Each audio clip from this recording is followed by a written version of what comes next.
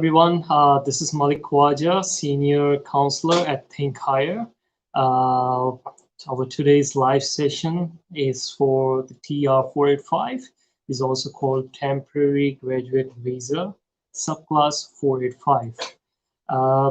The reason for doing today's live session is to get you guys update on the Subclass 485, as well as help you guys to arrange the documents that are needed for the 485, and about the recent concessions that the immigration have introduced, as well as some basic things that you must have done before you come to us to apply for the 485 visa.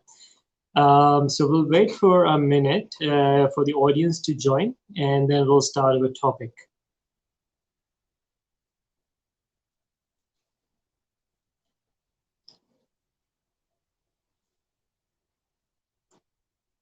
Meanwhile, there will be an ad that's going to come up now, so you can watch that, and we'll start our topic for today's live session.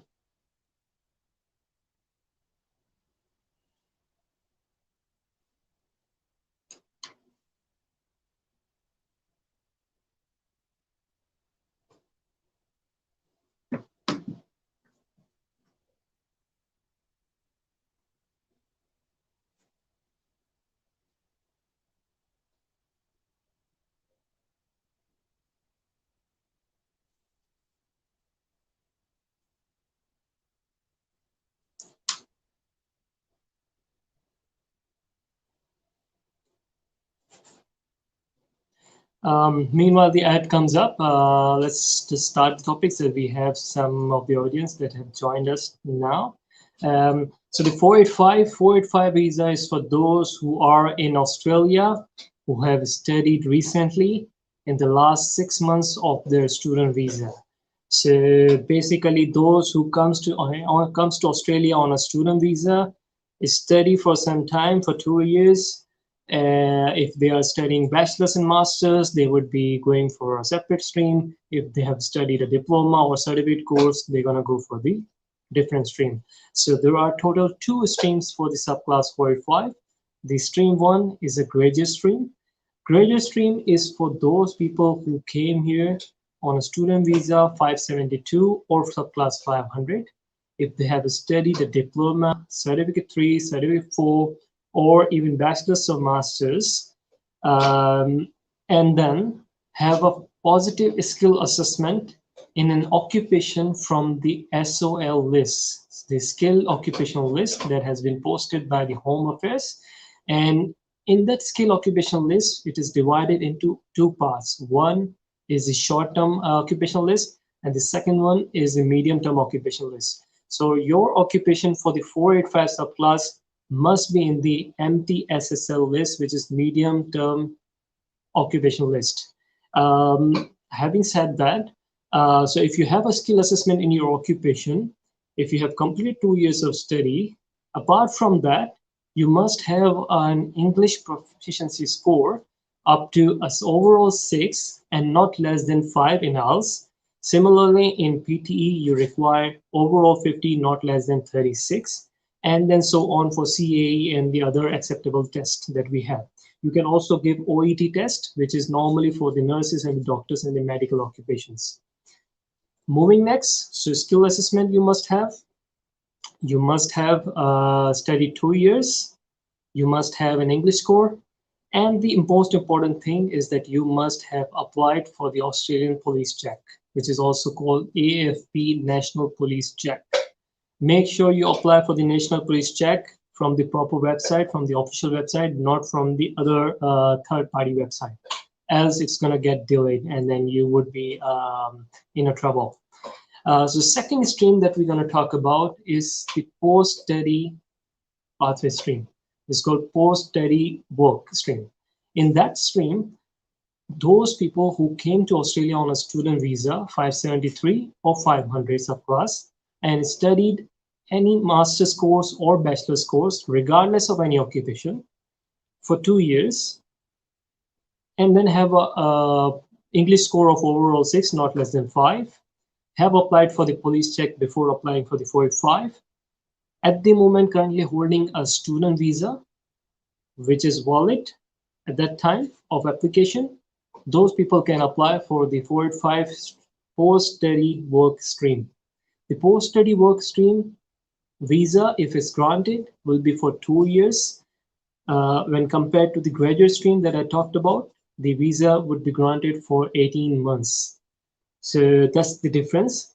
That in the graduate stream you need a skill assessment. In the post-study work stream you don't need a skill assessment. So if you're studying masters or bachelors, that will be good. For those people, it will be very easy to apply for the 485 postgraduate stream. Now, so as we discuss about these streams, now there are some recent changes that the Department of Immigration have introduced, such as if during this lockdown and the COVID pandemic period in Australia, if you are unable to book a PTE or IELTS or English proficiency test before your visa expiry, you can still apply for a 485 visa if you have the evidence that you have booked for the PT test or IELTS test, and the previous test that you had booked before was cancelled. So you must have a booking cancel evidence as well as the new booking evidence. In that way, you can still apply for the 485 without the IELTS, without having the IELTS at the moment. Second news, the amazing news that the 485 for the 485 holders, those who are married or have a partner, they can apply for 485 with the dependent who is offshore. But the offshore dependent must also have the student visa. So let's say if primary applicant, the main applicant, and the dependent were in Australia on a student visa, the primary applicant was studying for some time. For some reason, the dependent had to go to overseas to meet their family or something, and was stuck overseas. Now the primary applicant have completed their studies now. He or she is eligible to apply for the 485 visa, but the dependent is offshore. So what can be done? So as per the recent changes, he can include the offshore dependent in the application, considering that they still have a valid student visa in their hand. Then they can make the combined application. Otherwise, the combined application will not be possible. The main applicant have to apply for the visa first for themselves. Once they get the visa, then they can apply for the dependent visa for the offshore. So that's the two major changes for the 485, which would ease the requirement for the new applicants. Now we'll discuss about the main topic, but before that we will run a specific ad. So you just watch the ad. Meanwhile, the other audience will join us. Thank you.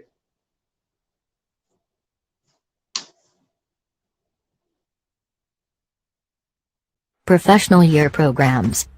Professional year programs are well-structured professional development programs for engineering, accounting, and IT professionals.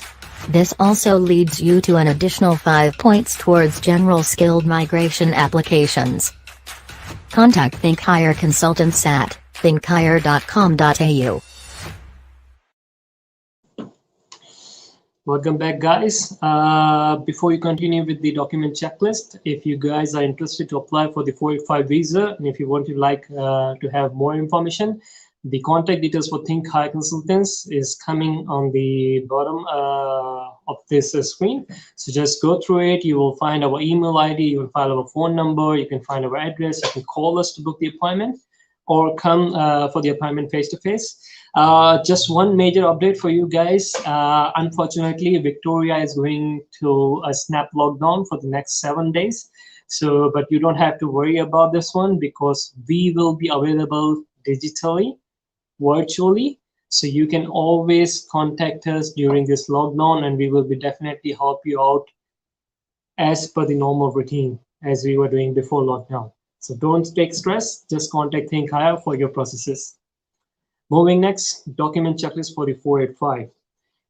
So for the document checklist is pretty straightforward. You need an identity document to prove that you are in Australia, and as well as you need a travel document. So when saying the identity document, it could be your national identity document, or it could be your passport even. Second thing, As I mentioned, travel documents, which would be obviously your passport. So if you have a passport, you can apply for the 485 visa. Generally, the immigration says that you must have a passport which is valid for the next 6 months.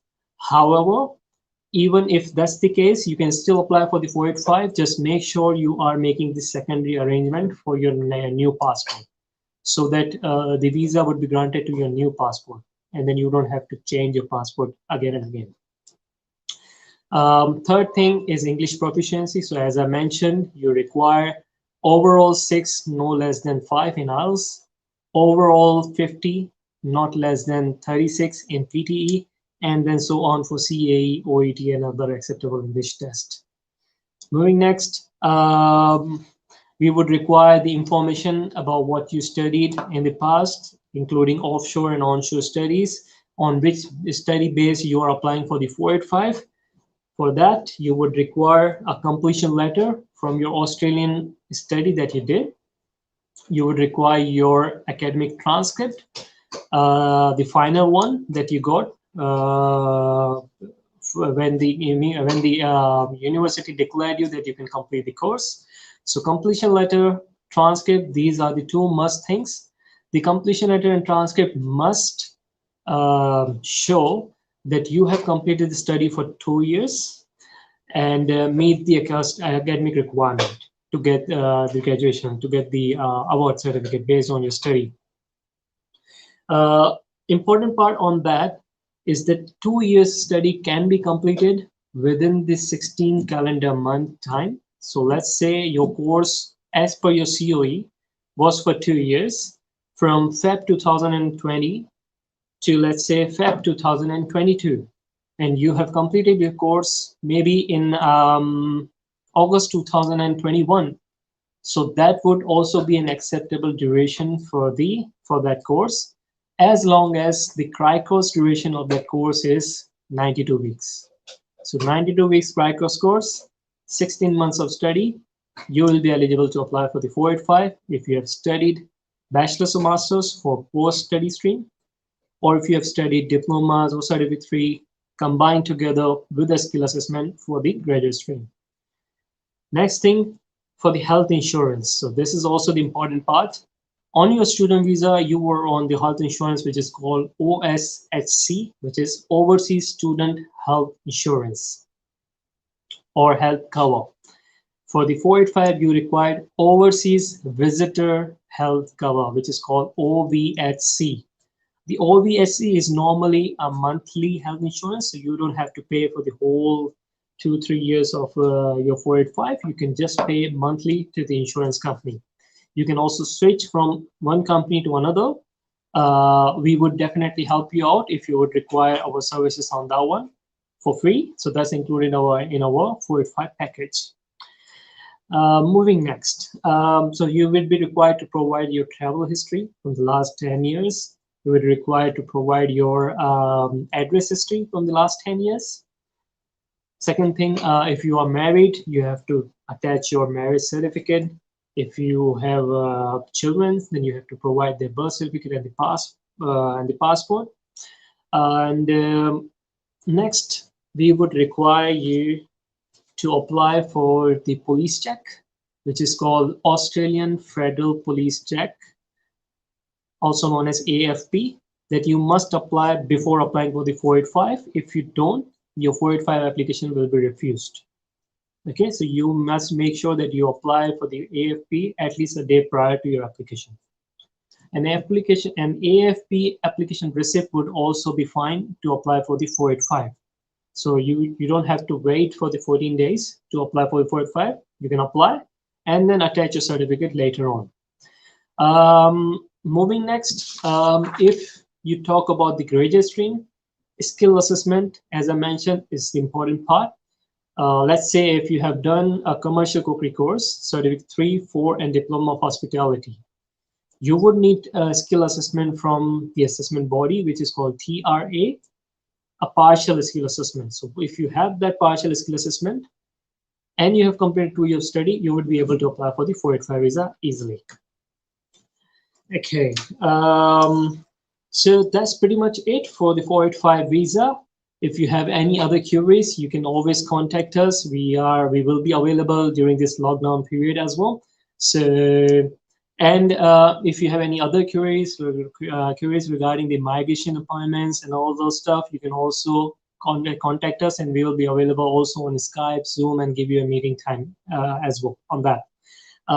One more thing, if you are going for the postgraduate stream, and if you are a student that you studied in IT, information technology, or engineering, or let's say accounting, there is one more thing that you could do post getting the 485 or during your 485 process. Is the professional year program that's going to benefit you for your immigration process next.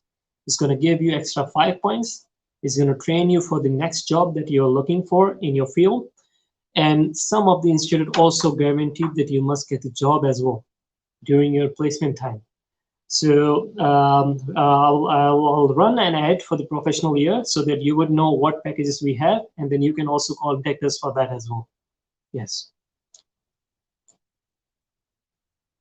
Think Higher Consultants offer the best PTE online training. Think Higher is the only PTE online training institute in Pakistan. We are #1 PTE online training institute, 5-star ratings and positive reviews, Australian-based qualified PTE and NADI teachers. Our students are achieving 80 and 86 score in PTE. Contact Think Higher at pteclasses@thinkhigher.com.au. Professional year programs. Professional year programs are well-structured professional development programs for engineering, accounting, and IT professionals. This also leads you to an additional 5 points towards general skilled migration applications. Contact Think Higher Consultants at thinkhigher.com.au. As you have seen on the ad, for the professional year, it's going to give you extra 5 points and help you out with the immigration. Also, we are offering the PT classes. So let's say if you are an unfortunate person, couldn't get the PT score in one go, overall 6 not less than 5, just contact us and then we will prepare you for the PTE. We have a PT online portal as well. You can practice from there. We're gonna post, we have the details on our Facebook page as well. You can also call us to get the information on that one. And so that you can, if you have booked the PT for the 485, and then you can contact us and we can prepare you for the PTE as well. So thank you so much, guys, for joining us. Stay tuned with us for the next sessions. We always post the live every week. So just stay tuned and then check our Facebook page for the news. Thank you so much.